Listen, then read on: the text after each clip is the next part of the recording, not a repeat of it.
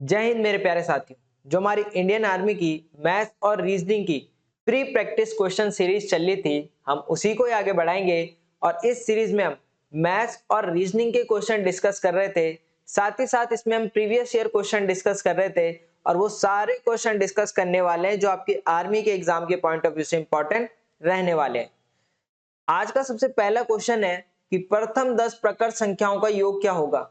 तो पहले 10 प्रकट संख्याओं का योग आपसे पूछ रहा है, इसका फॉर्मूला क्या होता है? तो आप बोलोगे n प्लस 1 अपॉन 2। अब कितनी संख्या की बात कर रहा है? 10। अगर 10 संख्या की बात कर रहा है तो n की वैल्यू कितनी होगी? तो n की वैल्यू होगी 10। n की वैल्यू 10 का मतलब जहां जहां n है वहां वहां क्या रख दूंगा? मैं 10 रख दूंगा। तो आप बोलोगे हमारे पास आ जाएगा 10 प्लस 1 अपॉन 2। ब्रैकेट खुलेगा, बीच में क्या लगेगा? मल्टीप्लाई। तो 10 इंटू 11 अपॉन 2। 2 से काट रहे होंगे, 2 5 जा 10 और 11 5 जा 55। 11 पंजे 55 आपके पास क्या रहेगा? राइट आंसर रहेगा। अगला सवाल कह रहा है कि 25 आदमी किसी काम को 24 दिनों में करते हैं, तो कितने आदमी इस काम को 20 दिनों में कर सकेंगे? इसके लिए आपके पास MDH कॉन्सेप्ट होना चाहिए। MDH कॉन्सेप्ट क्या होता है? एक फॉर्मूला होता है M1 D1 H1 upon W1 और R1 equal to M2 D2 H2 upon W2 और R2। अब ये M1 क्या होता है? तो जब भी M1 की बात करेगा तो M1 का मतलब होता है व्यक्तियों की संख्या। क्या होते हैं? नंबर ऑफ पर्सन, जिसे आप बोलते हो व्यक्तियों की संख्या। ठीक है। अगर मैं बोलूं D1, तो D1 होता है डेज। डेज बोले तो दिनों की संख्या, दिनों की संख्या। H1 होता है R, R मतलब घंटों की संख्या। ठीक है। W1 होता है कार्य। W1 क्या होता है? कार्य, जो आप कार्य उस व्यक्ति से करा रहे हो। और लास्ट बता R1, R1 होता है रुपए। R1 क्या होता है? रुपए। तो यहाँ पे पहले मैं वो डाटा लिख दूंगा जो मुझे दे रखा है। तो सबसे पहले क्या क्या दे रखा है मुझे? तो मुझे दे रखा है 25 आदमी, मतलब M1 की वैल्यू दे रखी है क्या? 25 आदमी। और 24 दिन में कर रहे हैं, तो D2 मेरे को दे रखा है कितना? 24 दिन। और क्या दे रखा है? तो कितने आदमी इस काम को 20 दिनों में करेंगे? 20 दिन दे रखे, 20 दिन। और कितने आदमी मतलब M2 मुझसे पूछ रहा है, M2 क्या होगा? अब देखो, आपको क्या करना है, फॉर्मूले से वो चीज उठानी है जो जो आपको दे रखा है। आपको M1 दे रखा है तो M1 उठा लेंगे फॉर्मूले से। आपको D1 दे रखा है, आप D1 फॉर्मूले से उठा लोगे। इक्वल टू आपको क्या दे रखा है? M2 और D2। क्या? M2 आपसे पूछ रखा है और D2 दे रखा है। M1 की वैल्यू कितनी है? तो M1 की वैल्यू 25। D1 की वैल्यू कितनी है? 24। इक्वल टू M2 आपको निकालना है, उसको एज इट इज रहने दो। और D2 कितना है? D2 है 20। अब ये 20 कहाँ चले जाएगा? डिवाइड में। तो यहाँ से आप बोलोगे 25 into 24 upon 20 equal to M2। ठीक है। 5 से काटा, 5 4 जा 20, 5 5 जा 25। 4 से काटा, 6 4 जा 24 और 5 6 जा कितना होता है? 30। M2 कितना आ गया? तो M2 आ गया आपके पास 30, ऑप्शन ए। अगला, किसी संख्या के आधे में उस संख्या का 1/3 जोड़ने पर 50 प्राप्त होता है, संख्या ज्ञात करो। अब देखो, बचपन से मानते हुए आ रहे हैं, let's the number is x। माना संख्या क्या है? x है। माना संख्या क्या है? x। Let's the number is x। अब किसी संख्या का आधा मतलब x का आधा, तो आप बोलोगे पूरा होता है 1, और 1 का आधा क्या होता है? 1/2। तो ऐसे अगर आपने नंबर x माना है तो x का आधा क्या होगा? तो x का आधा करो, तो x का आधा होगा x/2। बोलो हाँ या ना। आधे में उस संख्या का 1/3, संख्या है x, x का 1/3 कर लो, x का 1/3, तो ये आ जाएगा x/3। ठीक है। 1/3 जोड़ने पर 50 प्राप्त होता है। आधा करिया x/2, 1/3 किया x/3 आया। दोनों को जोड़ने पर कितना प्राप्त होता है? 50 प्राप्त होता है। बन गई इक्वेशन। क्या बन गई? इक्वेशन बन गई। दोनों का एलसीएम लो, 3 और 2 का एलसीएम कितना आएगा? 6। अब देखो कैसे करेंगे। यहां देखो, मुझे बताओ 2 में कितने की मल्टीप्लाई करें 6 आ जाए? तो आप बोलोगे 2 3 जा 6 होता है, और उसकी मल्टीप्लाई ऊपर से कर लेते हैं, 3 इंटू एक्स 3x। 3 में कितने की मल्टीप्लाई करें 6 आ जाए, तो 3 दूनी 6 होता है और 2 इंटू एक्स 2x, और 20 में किस चीज का चिन्ह है प्लस का, तो उसको लगा देंगे इक्वल टू 50। कोई दिक्कत? 3 और 2 कितना होता है, तो आपने बोला 3 और 2 5x होता है, अपॉन 6 हो गया इक्वल टू 50। क्रॉस मल्टीप्लाई का नाम सुना होगा, तो ये 6 यहाँ चले जाएगा और 5 नीचे आ जाएगा, x अपनी जगह में रहेगा, x अपनी जगह में रहेगा इक्वल टू 50। ऊपर क्या चले गए 6 और नीचे क्या आ गया 5, 5 एकम 5 और 10 इंटू 60 करे होंगे, 10 इंटू 6 करे होंगे, 10 छके 60, आपके पास क्या रहेगा, राइट आंसर रहेगा। दो संख्याओं का मासापा और लासापा 12 और 240 है। यदि एक संख्या 24 हो तो दूसरी संख्या ज्ञात करो। तो सबसे पहले इसके लिए आपको पहले फॉर्मूला पता होना चाहिए, ठीक है। तो एक फॉर्मूला होता है first number into second number, पहली संख्या गुणा दूसरी संख्या इक्वल टू मासापा इनटू लासापा, ठीक है, HCF इनटू LCM। उसके बाद आपको क्या करना है, जो डाटा दे रखा है उसको लिखेंगे। मासापा कितना दे रखा है, तो आप बोलोगे सर हमारे पास मासापा है, मासापा जिसे आप बोलते हैं HCF, वो कितना दे रखा है 12। LCM लासापा कितना दे रखा है, LCM दे रखा है 240। और एक संख्या, मतलब संख्या क्या दे रखी है आपको, ये एक संख्या है, पहली संख्या दे रखी है 24 और दूसरी संख्या फाइंड करने के लिए बोल रहा है। अब देखो, यहां देखो भाई, पहली संख्या कितनी दे रखी है, तो एक संख्या दे रखी है 24 इंटू दूसरी संख्या निकालनी है तो उसको एज इट इज लिख देंगे, दूसरी संख्या इक्वल टू मासा कितना है, तो मासा है 12, HCF 12, LCM कितना है 240, तो LCM लिख दे 240। अब ये 24 कहाँ चले जाएगा, डिवाइड में चले जाएगा, बोलो जाएगा नहीं जाएगा, तो यहां से आप बोलोगे सेकंड नंबर मेरे पास क्या आ गया, दूसरी संख्या क्या आ गया 12 इंटू 240 अपॉन 24। 12 को काटा आपने, 12 दूनी 24, 2 काटा आपने, 2 एकम 2, 2 दूनी 4, 0 बची 120। ऑप्शन डी आपके पास राइट आंसर रहेगा। एक संख्या का 20% 500 है तो वह संख्या क्या होगी। कोई संख्या थी x, x का 20% कितना है, तो x का 20% है 500, x इंटू परसेंटेज हटेगा नीचे क्या लगेगा, तो आप बोलोगे 100 लगेगा इक्वल टू 500। ये इधर और ये इधर क्रॉस मल्टीप्लाई, x अपनी जगह में रहेगा, ठीक है, x अपनी जगह में रहेगा, तो 500 अपॉन 20 इंटू 100, 0 से 0 कट गया, 2 25, ठीक है, 2 दूनी 4, 1 बच गया, 2 पंजे 10, x इक्वल टू कितना आ गया 2500। ऑप्शन कौन सा सही होगा, ए। एक आयत का क्षेत्रफल 180 है तो उसकी लंबाई 10 है, तो उसका परिमाप ज्ञात करो। क्षेत्रफल दे रखा है आयत का, तो आप मुझे बताओ एरिया ऑफ अ रेक्टेंगल क्या होता है, आयत का क्षेत्रफल क्या होता है, तो आप बोलोगे आयत का क्षेत्रफल होता है लंबाई, लेंथ इंटू ब्रेथ, जिसे आप बोलोगे चौड़ाई। बोलो होता ही नहीं होता। क्षेत्रफल दे रखा है कितना, तो क्षेत्रफल दे रखा है 180, लंबाई दे रखी 10, यहां से चौड़ाई निकाल लेंगे, चौड़ाई निकाल लेंगे, 10 कहाँ चले जाएगा डिवाइड में, 180 अपॉन 10 इक्वल टू चौड़ाई ब्रेथ, 0 से 0 कट गया, तो चौड़ाई मेरे पास कितनी आ गई, तो आप बोलोगे सर चौड़ाई आ गई 18। अगर चौड़ाई 18 आ गई तो आपसे क्या पूछ रहा है, परिमाप। मुझे बताओ आयत का परिमाप क्या होता है। आयत का परिमाप मैंने आपको बता रखा है, आयत का परिमाप होता है, पेरीमीटर होता है 2, लंबाई प्लस चौड़ाई, लेंथ प्लस ब्रेथ, परिमाप इक्वल टू 2, लंबाई कितनी निकाली, तो लंबाई दे रखी थी हमें 10, चौड़ाई आपने कितनी निकाली 18, ठीक है, इक्वल टू 2 इंटू 10 और 18 28 हो जाएगा। 28 का डबल करो, 8 दूनी 16 कैरी 1, 2 दूनी 4 1 5, 56 आपके पास राइट आंसर रहेगा ऑप्शन ए। अगला सवाल कह रहा है कि तीन संख्याओं का औसत 40 है, जिसमें पहली संख्या 40 है और दूसरी संख्या 30 है, तो तीसरी संख्या ज्ञात करो। तो तीन संख्याओं का औसत 40 है तो तीन संख्याओं का सम कितना आ जाएगा, 40 इंटू 3, 4 3 12 120। पहली संख्या और दूसरी संख्या आपको दे रखी है, तो मैं लिख लेता हूं पहली संख्या प्लस दूसरी संख्या, दोनों संख्या आपको दे रखी है, क्या दे रखी है 40 और 30, तो दोनों संख्याओं का योग कितना आ गया 70।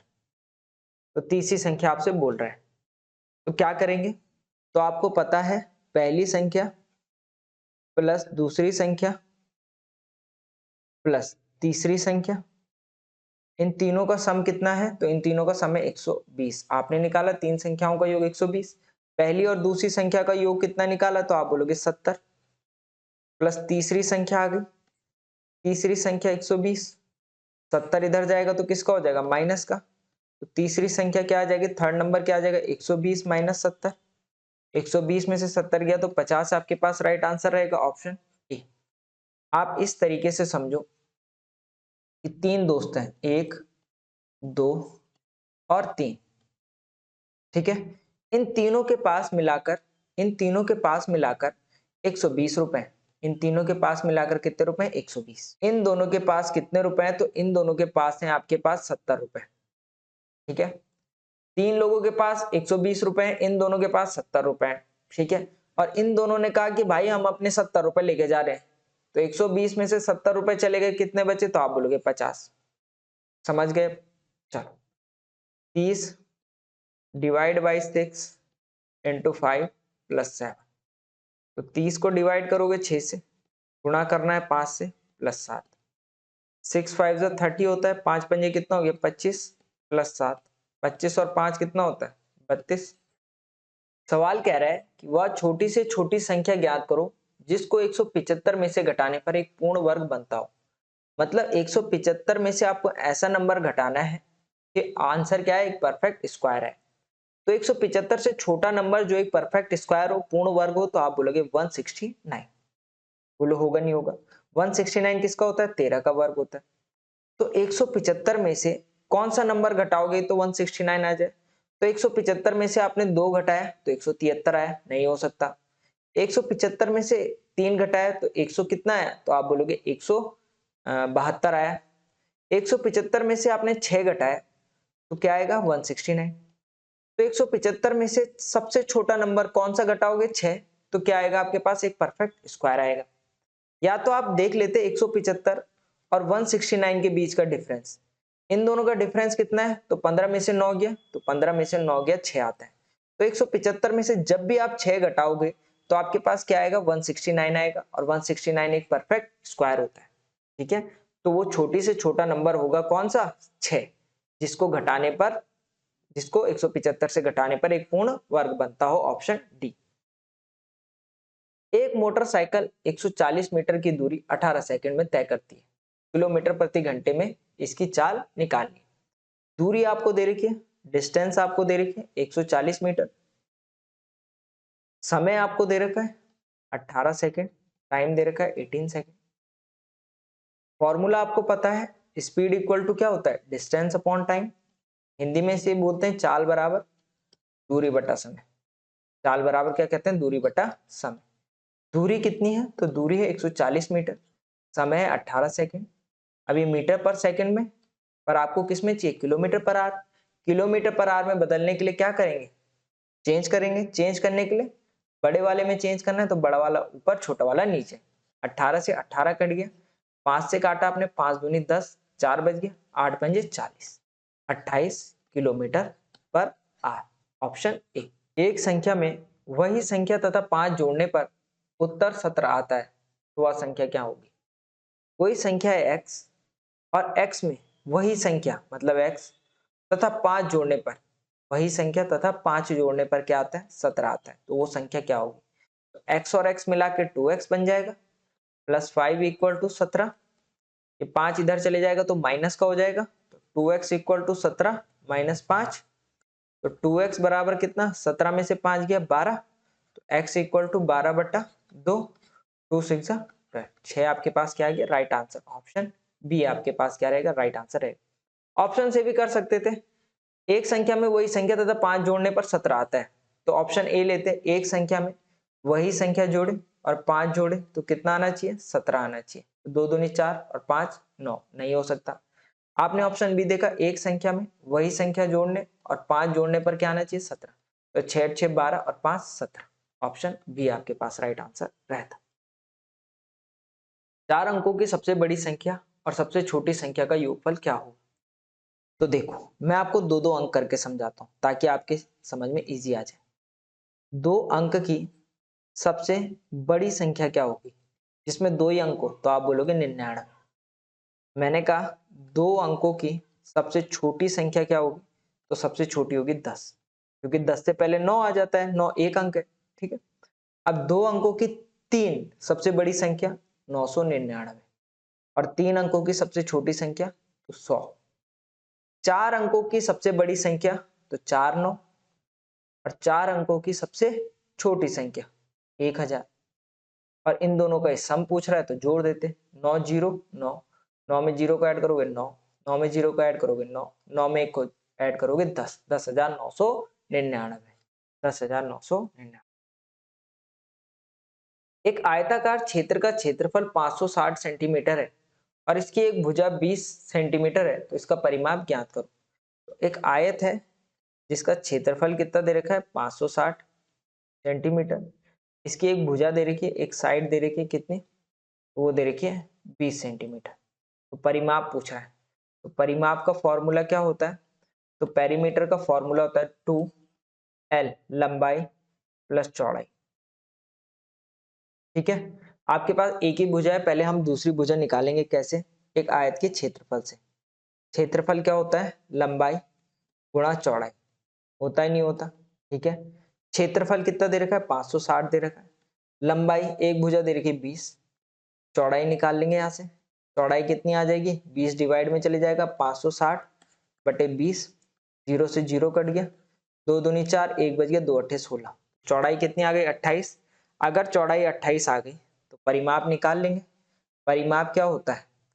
तो लंबाई प्लस चौड़ाई, लंबाई कितनी निकाली 20, चौड़ाई कितनी निकाली 28, ठीक है। ये हो जाएगा 2 इंटू 20 और 20 40 और 8 48, मल्टीप्लाई कर दो, 8 दूनी 16 कैरी 1, 4 दूनी 8 और 1 9, 96। ऑप्शन ए आपके पास राइट आंसर रहेगा। दो संख्याओं का गुणनफल 4725 है, इनका महत्तम समापवर्तन 15 है, तो लघुत्तम समापवर्तन क्या होगा? मेरे पास एक फॉर्मूला होता है दो संख्याओं का गुणनफल, दो संख्याओं का गुणनफल जो क्या होता है, बराबर होता है LCM इंटू HCF के, ठीक है। अब क्या क्या वैल्यू दे रखी है उसको पुट करते हुए चलेंगे। दो संख्याओं का गुणनफल दे रखा है 4725 इक्वल टू महत्तम समापवर्तन दे रखा है, मतलब HCF दे रखा है कितना, HCF दे रखा है 15, और ये 15 कहाँ चले जाएगा? डिवाइड में चले जाएगा। क्यों जाएगा? क्योंकि यहाँ पे ये मल्टीप्लाई में 4725 अपॉन 15 इक्वल टू LCM। काटा आपने 15, 15 थी 45, 2 बच गया, 15 एकम 15, 7 बच गया, 15 पंजे 75, 315। अगर आपको ऐसा काटना नहीं आया 4725, कई स्टूडेंट को काटने में दिक्कत होगी तो 5 से काटो, 5 दिया 15, 5 9 जा 45, ठीक है। 2 बच गया, 5 2 जा 10, ठीक है। 2 बच गया ना 22, 5 2 जा 10, 5 3 जा 15, 5 4 जा 20, 5 को 20, 2 बच गया, ठीक है। 25 हो गया, 5 पंजे 25, 3 से काटा, 3 तिया 9, 3 एकम 3, 1 बच गया, 3 पंजे 15। वैसे भी आप काट सकते हो। एक संगीत विद्यालय में 70% विद्यार्थी लड़के हैं, यदि लड़कियों की संख्या 255 हो तो लड़कों की संख्या क्या होगी? तो किसी भी कक्षा में टोटल 100% स्टूडेंट होते हैं, जिसमें 70% क्या है? बॉयज है। 70% क्या है? बॉयज है। तो गर्ल्स कितनी होगी? तो गर्ल्स होगी 30%। और लड़कियों की संख्या कितनी दे रखी है नंबर्स में? 255। ये क्या है? गर्ल्स, नंबर ऑफ गर्ल्स, लड़कियों की संख्या, और ये लड़कियों का परसेंटेज, मतलब 30% की वैल्यू 255 दे रखी है, तो 30% एक्स इक्वल टू 255। एक्स इसीलिए लगाया ताकि आपको क्रॉस मल्टीप्लाई करने में आसानी हो। 30 परसेंटेज हटेगा, नीचे 100 लगेगा, एक्स इक्वल टू 255, ये 100 इधर जाएगा, 30 नीचे आ जाएगा, तो यहाँ से आप बोलोगे एक्स इक्वल टू 255 इंटू 100 ऊपर चले गया अपॉन 30 आ गया, जीरो से जीरो कट गया, 3 से काटा, 3 अट्ठे 24, 1 बच गया, 3 पंजे 15, और एक जीरो और बचा हुआ। एक्स की वैल्यू कितनी आ गई? 850। तो टोटल कितने हुए? टोटल स्टूडेंट कितने आ गए? तो टोटल स्टूडेंट आ गए 850। तो आपसे लड़कों की संख्या पूछ रहा है, लड़के कितने होंगे। ठीक है, टोटल अगर 850 है तो लड़के कितने होंगे, लड़कियां 255 है, तो 850 में से लड़कियों को माइनस कर दो, 10 में से 5 गया 5, ठीक है, और 4 बच गए यहाँ पे, तो ये हो गया 14, इसने इसको कैरी दिया ना 14, 14 में से 5 गया, 14 में से 5 गया 9, ठीक है, और यहाँ पे 7, 7 में से 2 गया, 7 में से 2 गया 5, 595, ऑप्शन ए आपके पास राइट आंसर रहेगा। 200 चॉकलेट में से 40% बांट दी गई है तो शेष कितनी बची है, तो टोटल 200 थी, 200 में से 40% बांट दी तो 200 का 40% निकाल लेंगे, परसेंटेज हटेगा नीचे 100 लगेगा, 2 जीरो से 2 जीरो कैंसिल, 4 दूनी 8, मतलब 80 चॉकलेटें उसने बांट दी हैं, तो 200 में से अगर 80 बांट दी है तो बची कितनी, तो बची 200 में से 80 गया 120।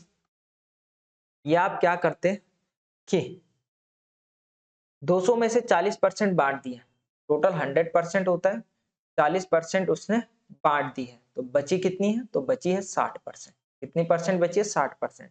तो 200 का क्या निकाल लेंगे, 60% निकालेंगे तो बची भी आ जाएगी, 200 इंटू 60 अपॉन 100, 2 जीरो से 2 जीरो कट गया, 6 दूनी 12, 120 आपके पास क्या रहेगा, राइट आंसर रहेगा। चलिए आगे आपके पास 5 रीजनिंग के सवाल थे। सबसे पहले आपको स्टैंडर्ड डायरेक्शन पता होनी चाहिए 4, कैसे याद करेंगे, न्यूज से, NEWS, पूर्व, पश्चिम, उत्तर, दक्षिण, ये 4 स्टैंडर्ड डायरेक्शन होती है। अब एक आदमी 1 किलोमीटर पूरब की ओर चला, 1 किलोमीटर कहाँ चल रहा है, पूरब की ओर, तो ये चल गया 1 किलोमीटर पूरब की ओर।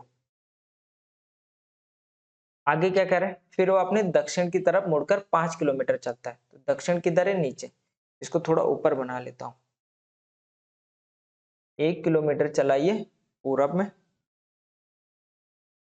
ठीक है, फिर दक्षिण में चला 5 किलोमीटर, मतलब दक्षिण नीचे 5 किलोमीटर चल गया, फिर कहाँ गया, फिर पूरब की ओर मुड़ा, फिर पूरब की ओर मतलब इस तरफ मुड़ा और 2 किलोमीटर चला, और उसके बाद उत्तर में मुड़ के 9 किलोमीटर चला, मतलब उत्तर होगा 9, यहाँ उत्तर गया वो 9, टोटल कितना गया 9, ठीक है। और कह रहा है कि वह आदमी शुरुआती बिंदु से कितनी दूर है, तो ये वाली डायरेक्शन आपसे पूछ रहा है। तो हमेशा जब भी आपके पास एक राइट एंगल ट्राइंगल बनेगा, समकोण त्रिभुज बनेगा, तो उसमें पाइथागोरस थ्योरम लगाएंगे। कैसे लगाएंगे आप देखो, यहाँ अगर मुझे बताओ ये 2 है तो ये भी 2 होगा, और ये पहला कितना चला था, वो 1 चला था, तो टोटल ये वाली कितनी हो गई, यहाँ से लेके यहाँ पे तक, तो आप बोलोगे टोटल हो गया 3, 3 कैसे, ये 2 है और एक ये है, टोटल हो गया 3, ये पूरी 9 है, तो ये 5 है, तो यहाँ से लेके यहाँ तक कितना हो गई, तो आप बोलोगे ये भी 5 होगा। अगर ये पूरी 9 है, ये 5 है, तो यहाँ से लेकर यहाँ तक कितना होगा, तो यहाँ से लेकर यहाँ तक होगा 4, क्योंकि 5 और 4 टोटल 9 है ना, तो ये नीचे वाला 5 हो गया, ऊपर वाला 4 हो गया। समकोण त्रिभुज बनता है, पाइथागोरस थ्योरम लगती है। पाइथागोरस थ्योरम क्या बोलती है, पाइथागोरस थ्योरम बोलती है कि कर्ण का स्क्वायर हाइपोटेनस का स्क्वायर बराबर बेस आधार का स्क्वायर प्लस लंब का स्क्वायर बराबर होते हैं। कर्ण कितना है, इसको बोलते हैं कर्ण, तो ये तो निकालनी है, तो कर्ण का स्क्वायर एज इट इज रहेगा, ठीक है। बेस इसको बोलते हैं आधार, आधार कितना है 3, 3 का स्क्वायर प्लस ये लंब है, यहाँ से लेके यहाँ तक इतने में बन रहा है ना समकोण त्रिभुज, तो ये कितना है, तो ये है 4, 4 का स्क्वायर, तो कर्ण का स्क्वायर बराबर हो जाएगा 3 3 9 प्लस 4 चौको 16, ठीक है, और 16 और 9 25 होता है, कर्ण का स्क्वायर बराबर 25, स्क्वायर हटेगा इस तरफ से स्क्वायर रूट लगेगा, तो कर्ण बराबर क्या हो जाएगा, अंडर रूट 25, और 25 किसका होता है, 5 का होता है, तो 5 आपके पास राइट आंसर रहेगा। हमेशा याद रखना, हम शॉर्टेस्ट डिस्टेंस निकालते हैं, क्या निकालते हैं, शॉर्टेस्ट डिस्टेंस। निम्न शब्दों को शब्दकोशीय क्रम में व्यवस्थित कीजिए, ठीक है, अल्फाबेटिकल ऑर्डर, जैसे डिक्शनरी में क्या होता है, पहले ए आता है, फिर बी आता है, फिर सी आता है, फिर डी आता है, फिर ई आता है, फिर एफ जी एच, इस तरीके से ना, इस तरीके से आपको ऑर्डर करना है। तो मुझे बताओ एम कौन से नंबर पर आता है, तो एम आता है 13, जी कौन से नंबर पे आता है 7 पे, ए कौन से नंबर पे आता है 1 पे, ओ कौन से नंबर पे आता है, ओ आता है 15। तो सबसे पहले आपके पास क्या आता है, तो सबसे पहले आपके पास ए आता है, एप्पल, ठीक है, ए आता है, तो पहले आएगा तीसरा नंबर। फिर क्या आता है आपके पास, जी आता है, फिर कौन सा नंबर आएगा, दूसरा नंबर। फिर क्या आता है आपके पास, एम आता है, तो फिर क्या आएगा आपके पास, एक नंबर। फिर क्या आता है आपके पास, ओ आता है, तो फिर क्या आएगा आपके पास, 4 नंबर। 3 2 1 4, 3 2 1 4, ऑप्शन ए आपके पास राइट आंसर रहेगा। अल्फाबेटिकल ऑर्डर मतलब आपको अल्फाबेट देखना है, पहला अल्फाबेट देखना है, ठीक है, अब वो कौन से स्थान में आता है उसको लिख देना है। उसके बाद आपको ये ऐसे अरेंज करना है, ए बी सी डी इस दौर में। पहले क्या आना चाहिए, छोटे नंबर, पहले ए आया तो ए को मैंने लिख दिया, ए कौन से नंबर पे था, तीसरे नंबर पे, ठीक है, ये नंबर डाले हुए ना। एक कतार में रवि बाएं से 15वें स्थान पर है, ठीक है। चलो फिर ये है आपका कतार, ये होता है लेफ्ट हैंड साइड और ये होता है राइट हैंड साइड। बाएं से कौन से स्थान पर है, 15, और दाएं से कौन से स्थान पर है, 20। तो आपके पास एक टोटल का फॉर्मूला होता है कुल निकालने का, राइट से व्यक्ति की पोजीशन, लेफ्ट से व्यक्ति की पोजीशन या स्थान -1। तो राइट से कौन सा है, रवि बाएं से, बाएं से तो है 15 और दाएं से है 20 -1। ये हो गया 20 और 10 30 और 5 35, 35 में से 1 माइनस करोगे तो आएगा 34। अगला आपके पास नंबर सीरीज का क्वेश्चन है। 3 के बाद 6, 6 के बाद 11, 11 के बाद 18, 18 के बाद 27 और अगला नंबर क्या होगा। 3 में कौन सा नंबर जोड़ोगे 6 आ जाए, तो 3 में 3 जोड़ रहे होंगे तो 6 आएगा। 6 में कौन सा नंबर ऐड करोगे तो 11 आ जाए, तो 6 और 5 11। 11 में कौन सा नंबर ऐड करोगे 18 आ जाए, तो 11 और 7 18। 18 में कौन सा नंबर ऐड करोगे 27 आ जाए, तो 9। तो 3 के बाद 5 आ रहा है, 5 के बाद 7 आ रहा है, 7 के बाद 9 आ रहा है, तो 2 2 का गैप है, तो आगे क्या आएगा 11। 3 5 7 9 11, तो 7 में एक ऐड किया 8 और 2 में एक ऐड किया 3, 38 आपके पास आ गया, 38। घड़ी को समय लिखता है तो थर्मामीटर को क्या लिखेंगे। घड़ी क्या दिखाती है, समय दिखाती है। थर्मामीटर क्या दिखाता है, तो थर्मामीटर आपका टेम्परेचर दिखाता है, तापमान दिखाता है, ठीक है। ये कुछ क्वेश्चन थे आपके लिए, और ये वाला क्वेश्चन आपके लिए क्या है, होमवर्क में।